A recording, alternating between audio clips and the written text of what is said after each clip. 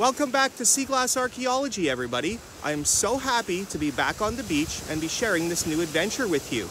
It's early spring and it's a mild day. The temperatures are right around 0. It's been raining and snowing mix all morning when I was taking the dogs for a walk. There's definitely a few piles down on the shoreline that I wanted to go check out. So without further ado, let's go see if we can make some great discoveries.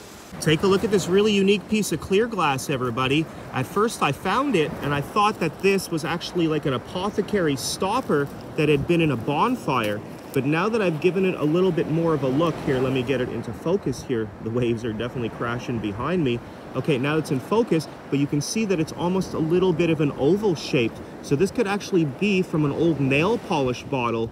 You can even see that this was in a bonfire right over here. There's almost like a little bit of a green tinge that got added to this piece right over here in a fire. Then it went into the ocean. So I don't know if we're ever going to figure out if this one here is from an apothecary stopper or it's from some sort of a nail polish bottle, but it's a really unique clear find. Take a look, everybody. It's a gas cap and it's completely written in a language that is not local to here. I'm not even going to hypothesize. I guess this might be some sort of an Asian type of a writing, and this thing's absolutely insane. I cannot believe this is right here, because this is probably a piece of flotsam, and who knows, this could have floated all the way here in the North Atlantic from the Pacific Ocean. This is one of the craziest things that I've ever found, and I actually was just going to film it and show everybody that I found a gas cap from a car here on the beach. But I didn't even realize until right now that it is so unique and it's from somewhere very far away. There it is. I see a really nice piece of clear right over here. This is probably going to make a nice pendant. And right over here, we can see a beautiful piece of aqua. Check that out, everybody. It is an absolutely beautiful piece of aqua. It's quite large. I'd say it's close to an inch, and it's shaped like a triangle. When I turn it over on the side right over here, you can see that there's a little bit of an edging that's sticking out from the side of the wall over here. So, ooh, I'm about to get wet. So we definitely know that this is a piece from an early century type of a soda water bottle, because a lot of the water, here, I gotta move here quick. Okay, so this over here is from an early century soda water bottle, and that kind of ties into a lot of the bottles that I find out my way, because I know that people out here were really big consumers working in this coal mining town around the turn of the century. So maybe we're gonna match this piece to a soda water bottle. It's absolutely fantastic. It almost looks like it's a little sail. Although I wouldn't take it out on the ocean with me today. Things are pretty stormy out there. Ooh. The tide is supposed to be going down, everybody, but I really don't think it is right now. I think that there's some sort of a storm that's building off of the shoreline over here. Little pile. And then I see a big piece of clear right over here. And then look right next to it. Oh, the water just took right over and took it underneath the water. But look right over here, everybody. There is a marble. I think the water is going to be coming to get me, so I'm going to take a few inches up here. So take a look, everybody. This is a tiny little marble. It's pretty wild. You can see that it has faint little streaks of clear, and it's got a nice little ghost streak of blue, and it's got a tiny little streak of orange as well. It almost has a little groove, like a little divot on the bottom, and that might be like an old air bubble, or that could be from a stress fracture as well. We're not exactly sure. I'd say it's about 8 millimeters, and it's gonna sit absolutely perfectly on a windowsill because of this flat little bottom. So I had a few questions on the last video about how come I find so many sea marbles out my way. Well, you know, I've been studying these marbles for about 14 years since I moved here and how they were introduced into the ocean. So the primary way that the marbles made it into the ocean was through storm sewers and drain sewers. It's pretty amazing to think that if one kid lost one collection of marbles down a storm sewer, maybe 500, that would introduce 500 marbles into a local area.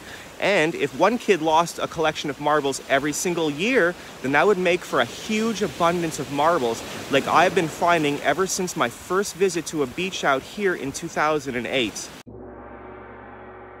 Another way that the marbles were introduced into the ocean all around me was via slingshot ammunition.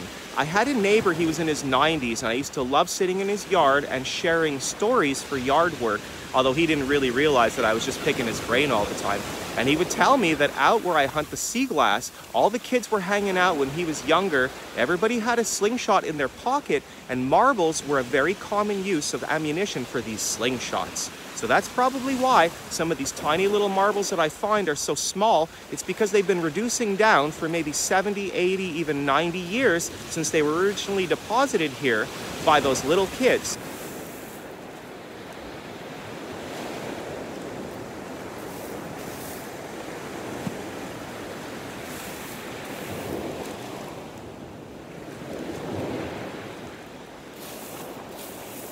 Oh, I just saw something purple, everybody. Oh, where did it go? It was big. Where did it go? Oh, come on. It flashed purple for just a second here, everybody, but I don't know where it is. I might have just imagined that. It could be a really dark piece, like one of those old light bulb pieces, but I definitely know I saw something, so I got to be really careful here.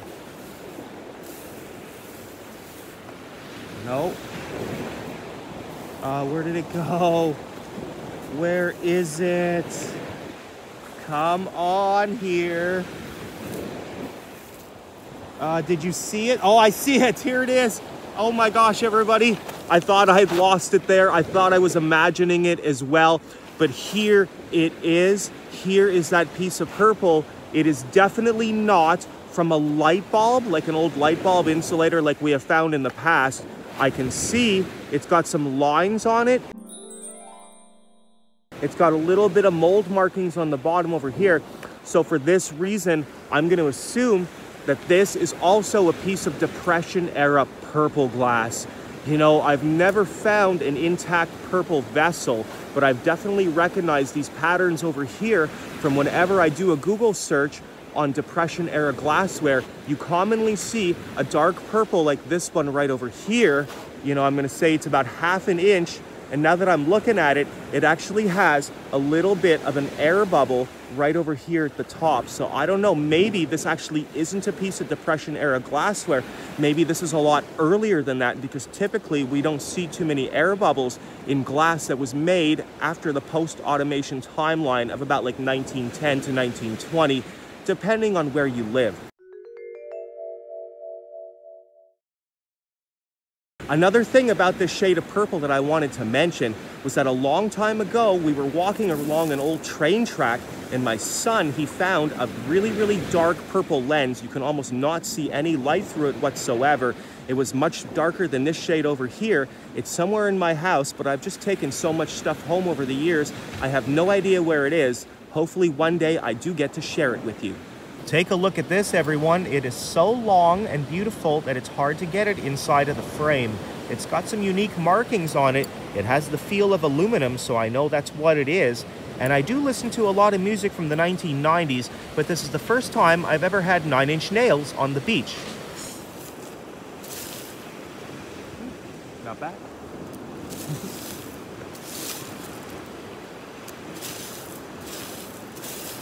Oh, look at that, a nice piece of blue. Oh, wait a second. This is actually a piece of Bonfire blue. Okay, everyone, so I've got it into a good focus, I believe, over here. You can see that it's a little blue nugget, but when I turn it over, you can see that there's some clear inside of it.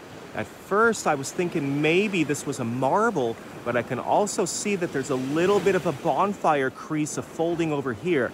As you may or may not know, glass becomes malleable at about 550 degrees, but it doesn't absolutely melt until about 1200 degrees. So sometimes when you put two different bottles inside of a fire pit, they can fuse together, break off little pieces even in fracture, and then over time you can find a beautiful little fragment like this over here. It almost looks like it's a multicolored eyeball, if you will. Absolutely beautiful, and I'm so happy that it's not just a regular little piece of cobalt blue. I'm just so happy that spring is here, everybody. You know, it's a lovely winter for me when I get to hang out with my children and make so many more memories.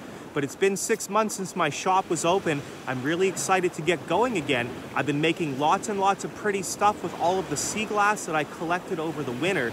And I'm even trying to put together a video to show you how much sea glass that I found over the winter months. Prepare to be shocked, because when I put that video together, it's gonna absolutely amaze you. Oh my, yeah, yeah. I don't even know what to say, everybody. This is the find of the day so far. Let's just roll with it over here. So it is a beautiful yellow teardrop. You can see, or I can see too, that there is some sort of a pattern or a marking on this. And this is, you know, I'd say it's about 3 to 4 millimeters thick. Oh my gosh, I cannot believe that I found another yellow, and this one is so much different than the one that I found out here a couple of weeks ago. After I put that video together a couple of weeks ago, it occurred to me that I have an absolutely beautiful yellow glass original example at home that I salvaged with my son out of the basement of a house that was nothing but a foundation. It was unreal. We went through the basement window, him and I, and inside of the dirty old coal room, there was this amazing yellow bottle that I guess the original homeowner had been keeping for over 100 years. So when we go home, I'm gonna share this really unique yellow bottle. It's my son's absolute favorite out of everything that he's ever found, and I'm gonna put it next to this one. I know they're not a same match, but it's gonna give you a new idea of what yellow glass could have originated from. I can see from here, everybody, I can see a huge chunk of clear glass. It might even be crystal. Take a look at this right over here. Oh, it is absolutely massive. Take a look. So this would have been the outside wall of the vessel, and this would have been the inside, but we can see that it is extremely thick. It's really well aged. Now that I have it over here on the side, there's a chance that this could have actually been like a really large cup as well, like a large drinking glass. I'm not 100% sure this is from a bottle, because when I look on the bottom over here, it almost has the markings of a cup. Now take a look at this one, everybody. I'm going to assume, before I flip it over, that the other side is going to be a nice darkish red. Oh my gosh, it is not. Take a look at that. On this side over here, it's a blue and a green. And then on this side over here, it's all green. This is a really nice piece of pottery. It's not too often that I find one that's thick like this, and it has the different types of slip on both sides. And now that I'm looking, I can see there's a piece of green and a larger green right over there. So these are all coming home with us. Let's keep on looking. Take a look at this amber brown piece over here, everybody. It's nice and light, and we can see an ADE. So this is going to say made in, and it might say made in Canada. It might say made in the United States. It might even say made in the United Kingdom, made in England. We really don't know. I have seen, however, bottles in the past, like little Lysol bottles, that were about this kind of a shade over here. So maybe I'm going to try and match this when we get home to one of those tiny little bottles in my collection. Take a look at this, everybody. The cliff is overhanging, and right down below, there are tons and tons of sharp rock that have fallen. You might remember last spring, there was a father and a daughter, and they were picking driftwood right out of the corner right over here, because that's where it gets stuck. And I really can't overstate how dangerous it is near the cliffs where we live here in Cape Breton and anywhere else around the world where they overhang. They are not stable, and they are always coming down. Even just standing here right now has me a little bit worried, so let's get on with our pick. I'm absolutely tickled yellow with that amazing find still, everybody, if you can't tell by the look on my face. There's a few more piles still to look through, so hopefully there's a few more discoveries waiting in those piles. I did it again! It's a marble again! Yeah! It is a cloudy day, everybody. Ooh, I just lost something out of my bag. It is a cloudy day, everybody, but it is sunny on the beach as always. Take a look, everyone. It is a beautiful yellow cat's eye sea marble. You know, I'd say it's about 12 millimeters. It's got 4 veins, 4 streaks of yellow to it. It's absolutely beautiful. I don't know, I think that this might be nicer than the purple find. This might even be nicer than that other yellow find that I found earlier, because it's just so bright and it just looks like a nice ball of sun, and it just makes my day. Every time I get down here and I get to share my finds with you, and then I get to read all of the nice comments, and I get to share all of my love with you, it really means so much to me. You know, I'm always just amazed at how much self-worth and positive value we can create just through kind words and compliments. So thank you, everybody, for all of your love and all of the respect and all of the kind words that you give me for all of these videos, because it's not easy for me to put them together. You know, some of my videos that are about 30 minutes, they can take from 8 to 12 hours just to put together. So I know you're watching it and it's 30 minutes and it looks like it's easy, but I promise you, on top of the countless hours that I spend just digging through all of these pebbles over here, I spend twice as many hours editing the videos together, adding the clips, and then filming the extras afterwards. So if you are enjoying this video, I ask that you kindly consider subscribing to the channel, because it really helps me out, leaving a comment down below about what your favorite parts were, and even leaving the video a like as well. Really means the world to me, so thanks so much, everybody. So I've exhausted all of the piles out here. There's nowhere left to look. I still need a lot of tinies for my artwork in the upcoming season, so we're going to take a quick trip to Tiny Beach, and who knows, maybe there's going to be some great discoveries there, because after all, it is where I started my whole sea glass passion and my business, and I have made some remarkable discoveries there over the last 14 years. So let's go check it out. I'm just walking through the harbor right now, and I came across this beautiful piece of greenish aqua blue, and we can see that it says soda water on it, and this would have been an early century soda water bottle. It's extremely ornate, and we can see that the glass is actually pretty thick, and it's actually an inconsistent thickness. Over here where my fingers are, it's actually a lot thinner than where it is over here far away from it. And now take a look at this, everybody. I am not sure if it's going to be intact or not. Let's find out together. I'm pretty sure it is going to be intact. Let me just get the focus going. Oh no, it's a 50% off sale on this bottle right over here. That is wild. It's such a small little cold cream container. I'm going to say it's about 1920 to 1940. And of course, an element of tin was put into the glass batch to obtain this nice milky color. Take a look, everyone. The cornflower blue shard, it actually says magnesia from an old milk of magnesia bottle. Once again, it's too bad that so many of these bottles, they break and then they make their way down the brook and then into the ocean where they become sea glass. Hey everybody, you can see that there is so many pieces of broken glass over here. I can see lots of cobalt blue. So we're gonna take a look over here. We're at the old rubbish cove, and look right over there. There's a bottle. It probably is intact. Oh my gosh, I gotta be careful. I can already see it. Here it is, everybody. Let's take a look. It is crazy. Look at this. It's a Buckley's bottle. The slogan for Buckley's, which is absolutely hilarious to me, is it tastes awful, but it works. Now, I actually have a Buckley's at home. It looks just like this one right over here. Here, let me get the sediment out of it. Oh my goodness, this is crazy. I cannot believe it. I've come here a few times over the winter and I've checked it out and everything's just been thawed, but you can see right now that there is just so much glass that's broken up and it's headed down towards the ocean. So let's go see if there's anything else. Right over here, we have, it's a Javex bottle right over here, which is kind of neat. And then over here, we have the top of like a milk of magnesia bottle as well. This one here has the cap on it, so it's too bad that it broke. And then I can see right over here, I can see a 7-Up because it says it likes you and you like it. So let's go take a look at this one over here, everybody. So I carefully put my other stuff down and we can see it says it likes you and you like it. Now I have actually found this, I believe, in my history of sea glassing, and I found it that it's actually embossed onto the bottle. And this one over here is an applied color labeling, or an ACL. Oh, look at this right over here. I think it says chloride on it. Hold on. Are you kidding me? No, it doesn't. Look at this. It says hard bourbon. Oh no, you've got to be kidding me. This would have been such a treasure to find, something that said hard bourbon on it. And you can see right over here, there's another piece of the same bottle because they're the same color. And the hard bourbon wasn't hard enough to survive the fall out of the sediment. So let's keep on looking here. There's the top of a Javex bottle. Oh, look over here. Is this intact? Is this intact? Oh, no. It's not intact. Wah, wah, wah. It's another 50% off sale, everybody.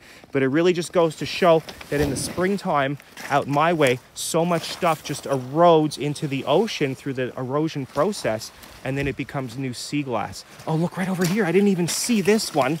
This one is like a 1920s, 1930s condiment jar. You can see it's pretty small, and it's about 90% intact. And then I looked right over here, and look at this. Look at this. How big is it? Oh my gosh, this would have been like a big vase. We can see it's got the sponge pattern transfer wear. It's absolutely beautiful. It's just too bad that it is broken as well. So let's go all the way up here, see if there's something else that we can find that's gonna make up for that hard bourbon bottle that's broken. It's kind of sad. I found this over here, and you can see that it'll fit perfectly right onto this. So it's too bad that that one broke. Like I say, it's just so hard to get out some of this hard pack until it loosens up. Another piece of an old boot. Over here we have a nice light cornflower blue. And then I see a bottle. Hold on. I think I see a cologne bottle, everybody. Take a look right over here. Absolutely. This looks like it's a cologne bottle or like a hair tonic bottle. I know I found that Vitalis a long time ago. Let's see what it says on the bottom. This is all just so exciting for me. I can't even make it out, everybody. It's so hard to read, but you can see it's got that little closure over here. So that tells us that this is probably some sort of a hair tonic or a cologne. And right next to it, we can see a Javex, the made in Canada. And then this beautiful big dark olive piece of glass as well. More shoes. Let's keep on looking here. This is an applied lip, and this one here probably would have been about like 1880, 1890. It's pretty wild because finding a bottle like this is an absolute dream. And then I'm looking, I guess any bottle is a dream. Right over here, take a look. It's going to be a Javex bottle. I'm not that excited, obviously. I've recovered a lot of these in my life, but I'm not going to say no to it. Right over here, it's 32 ounces. It's a little bit bigger than the ones that I find in my yard, and it's still got a lot of sediment in it, so we're gonna have to empty this out. I won't be cleaning my clothes with this Javex bottle, which, as we've talked about, this could actually be a Purex bottle if you're in the United States, and it was used for cleaning clothes like laundry, so everybody would have been using this. Man, there was a total of 32 ounces in this bottle. It was filled. And then we can see there's a milk bottle over here. And then there's just so much more that has collapsed. Oh my gosh, I think I see something, but I'm scared to touch. Oh wait, over here. Hold on. Right over here, everybody, take a look. Oh yeah, this one is intact. This is a score. I guess it's the springtime thaw, and we're finding so many bottles. So this one over here would have been a Noxzema that was made after 1936 because it's not rectangular, or it was a Vicks, or it was some sort of other medical type of a bottle. And while we're running, I'm gonna go and try and find this bottle right over here. Oh my gosh, and this one is intact as well. Oh my gosh, what does it say over here? I think it says 29E, so this probably was made around 1929. We can see it's a very unique style of a lip over here, so it probably received a cork, and it is clear glass, but at the same time, when we look at it, we can see that I think that the seam line ends right over here, and this actually might be an applied lip, so there is a chance that this is aqua seafoam, and this is late 1800s as well, or early 1900s. So I'm going to have to secure all these, and we might have to move some of the sediment and see what is underneath all of these mounds. Okay, everybody, so things are about to get really messy over here. I'm going to have to put the tablet down. I'm not sure exactly how I'm going to do that because I'm kind of standing in a spot that's falling into the ocean. It's really, really muddy. You can already see I've got a little bit of mud on my hands. This is about to get really, really dirty. There's a whole bunch of topsoil, as you could probably see, and it's kind of just collapsed. And what happens is a lot of the bottles are in that first little bit, those first like couple of feet. So I'm going to be taking big chunks like this. I'm going to be getting them out of the way because after all the bottles I have found here over the years, I want to find a hard bourbon bottle right now. Some of these pieces though, they are large. This main one right here is massive. Oh, fudge.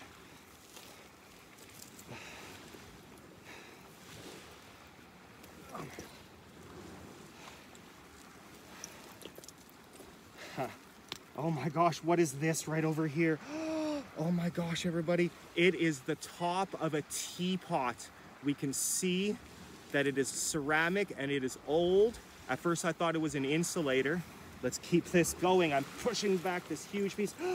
Oh no. You can hear all the glass when I do it. There's a lot of stuff that's broken here. I'm gonna have to weed through it now. Now take a look at this, everybody. It's a piece of ceramic and we can see that it is from the willow pattern itself. Now this originated in 1780 and it is still produced today, actually about 1770. And you can actually see on the back, it says the willow pattern. It doesn't say blue willow because they made this in a whole bunch of other colors other than just blue.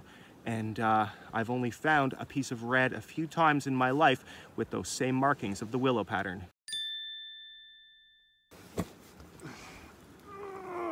Oh my gosh. Oh, a mouse just ran right over here, everybody. A little mouse. He was about this big. He wasn't that little. He just ran right up here. Oh, I'm sorry. I just displaced your home, buddy. I'm so sorry. Look at this. This is another thing that makes me sorry as well. It's 90% of an early century whiskey bottle. That's too bad. Okay, I just got really spooked here. I'm guessing there's going to be more rodents living here. I can see there's a lot of little cavities in here that they'd probably be living in. I don't want to disturb them, but I guess it's the side of the ocean. The next wave, the next kind of water that comes, it's just going to wash them out and make them move somewhere else anyways. Holy cow, that was something else. Oh my gosh, this is so hard to move this big earth. Ugh. Oh, I see a bottle and oh, there's a marble. Everybody, there's a marble right here. And I think I see a bottle as well. It's not that fancy, but I'm going to have to turn the camera around. And we're gonna take a look, but now my hands are just disgusting here. You can see they're totally covered. Hold on. Okay, everyone, take a look. Right over here, we've got a little 6-ounce jar. And then right over here, there is a marble.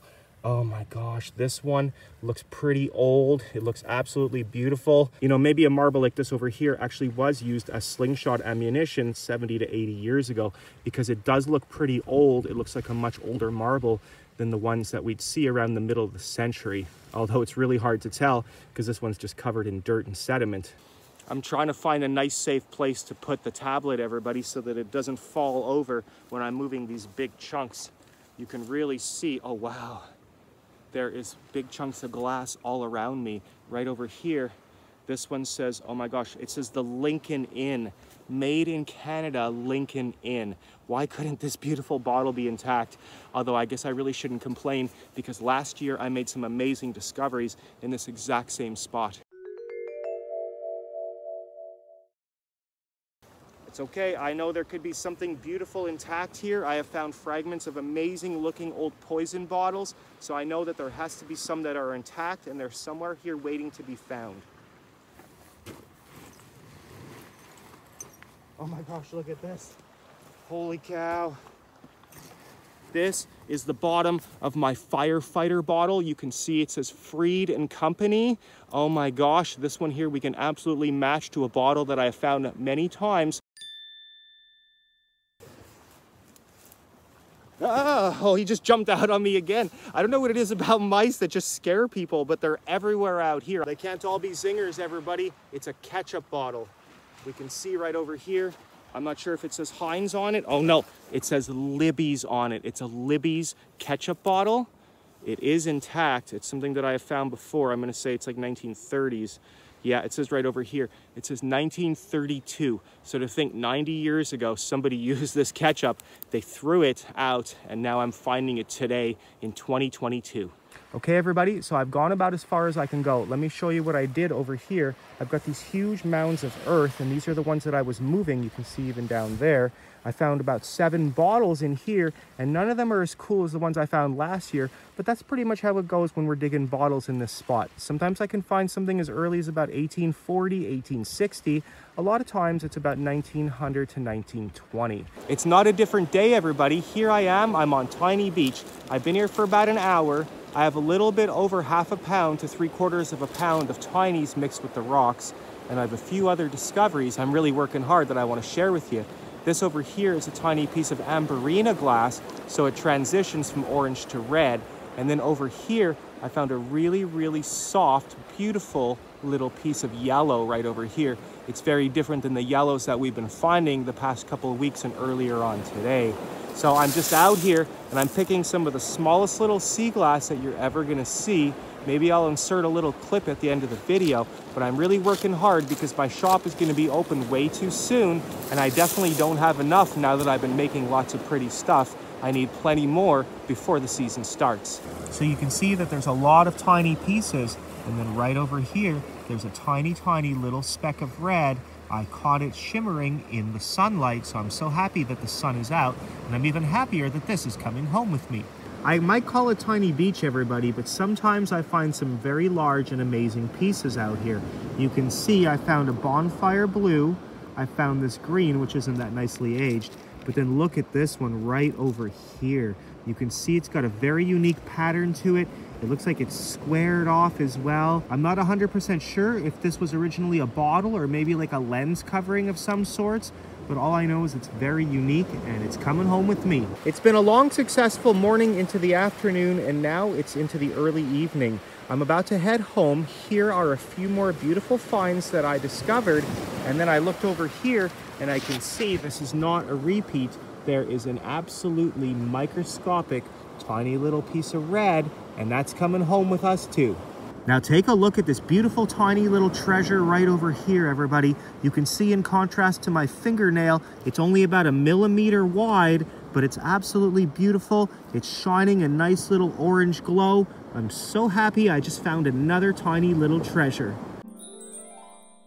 It took me a while, everybody, to find my Lysol bottle. I got it right over here, and I was kind of sad when I matched it right up to the piece that we found on the beach. And we can see that it says Made in Canada in the center, where this one over here has it on the outside. By putting the piece right up to the bottom, I can see that it's from a very similar bottle. However, this isn't the match I was hoping it to be. I have this Buckley's White Rub bottle that I found in the backyard last year when we were on our bottle dig, and it also has the Made in Canada on it. But once again, this one isn't a match, but we can tell because it says Made in Canada and the style of the bottle that there's a good chance that this one was made around 1930. So this is about a 90-year-old shard of sea glass. I absolutely just loved finding this little piece of blue right over here that had the white piece of a bottle that was fused together in a bonfire. So for a further point, I really wanted to share with you these 2 bonfire bottles that I found in the ground about 3 years ago. You know, this one here is absolutely amazing just to see how the glass is folding on top of itself, but yet the bottle itself didn't break. And then I found it in the soil, and not far away from it was this one over here, and we can see that it's a lot less affected by the fire, but it is a little bit of a leaning tower of Pisa. So the glass does become malleable around 550 degrees temperature-wise, and this one probably got a lot hotter. This one was probably around like 800, I'd have to hypothesize, because it has so much more folding and creases to it. And this is one of my favorite bottles that I've ever found, even though I know it's a mid-century make. Now I know that this beautiful shard that we found on the beach will not be a match to my example right over here. I'm just so excited to share it with you. Take a look at this beautiful fire extinguisher bottle that my son found in the basement of a decommissioned house many years ago. It's absolutely beautiful with the eagle pattern and the stars, and this was made in New Jersey by the Wheaton Glass Company. Now, Wheaton is a name that you might recognize because they've made some absolutely beautiful bottles throughout the past 100 years, and I'm going to have to insert a few photos right now because this is the only one that I have.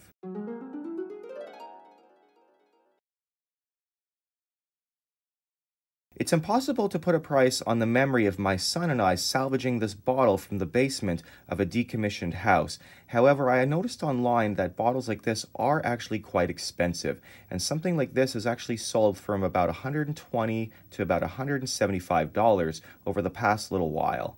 You know, I'm really excited that I have it, and you can see without a doubt why this is my son's favorite bottle that he's ever found. Well, I just couldn't stop thinking about that hard bourbon bottle that was broken. I still am really happy with the bottles that we found in the dig, which was quite the surprise as well, because I didn't even know we'd be looking for bottles. We can see right here on the lip of the teapot that there's a little bit of earthenware over here, so this one is a little bit older, although I have found ones that are much older than this over here.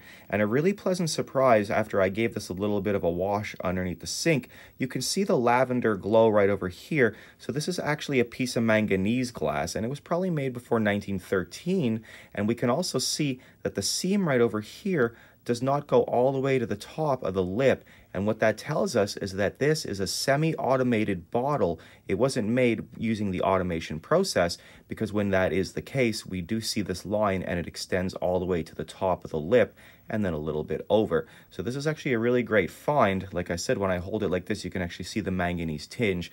I love the fact, and I keep thinking every time I give my kids ketchup now, that about 90 years ago, somebody would have been giving their children ketchup out of a bottle like this one. And I love the 32-inch Javex because it is so much larger. It is harder to find one that's intact. And most of the ones that I have are 16 ounces, or I have the fragments of the larger 64 ounces. Well, everyone, that's going to be about it for today's adventure. We had an amazing time and made some great discoveries. You know, my favorite thing about today is that I get to share it with everybody out there. So thank you all so much once again for all of your love and your positive comments. It really means the world to me to share these finds with you, and I'm so glad that you enjoy it all. So thanks for watching, everybody. I can't wait to get back out on the beach and see what we find next. Okay, everybody, here I am. I'm on the shoreline. I'm with my friend Caden. Here he is. Hi. Yeah, it's the day after I filmed that last video. I'm hanging out with Caden. He's a good friend of the children, and he really wanted to be in one of the videos. So everybody say hi. Here he is. He's looking for sea glass with me. Let's take a look here. Caden just found an amazing piece of blue right over there. Good job, Caden. And guess how I found it? Where? Oh, high five. Yeah, I just found these right over here. Where'd you find it? Oh, he had a stick. Oh, you were just poking at the rocks and you found that beautiful blue? That's a very good technique, Kate. Want me to put it in the bag for you? So the kids said they found something amazing. Let's see what it is, guys. Oh my gosh, are you kidding me? You found a black marble? Oh my gosh. What color is it? Okay, don't look at the sun. Oh my gosh, everybody, it is jet black. Look at that. It's almost like an olive green.